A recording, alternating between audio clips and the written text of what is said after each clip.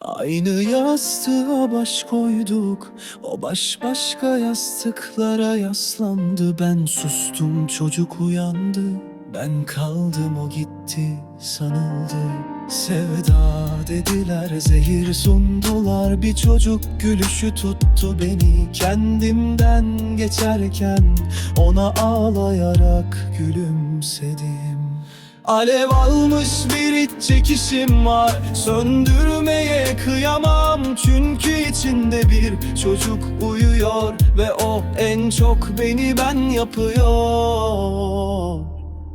Gitmek kolaydı ama gözleri vardı, bana benzeyen kaldım.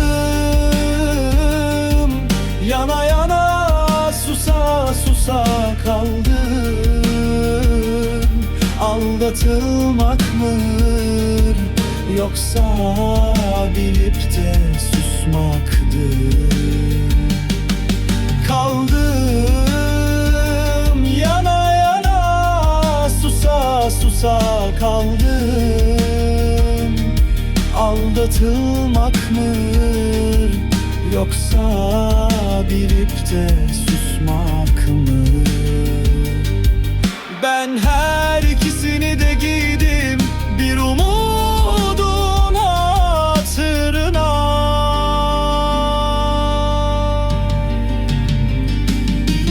Kaldım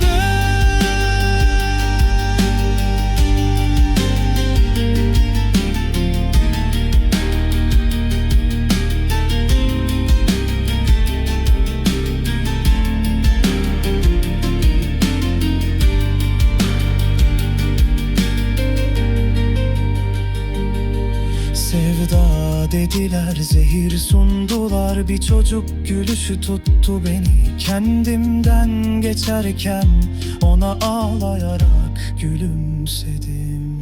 Alev almış bir iç çekişim var, söndürmeye kıyamam. Çünkü içinde bir çocuk uyuyor ve o en çok beni ben yapıyor.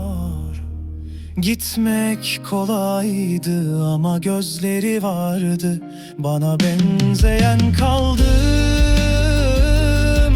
Yana yana susa susa kaldım. Aldatılmak mı yoksa bilip de susmak mı? Kaldım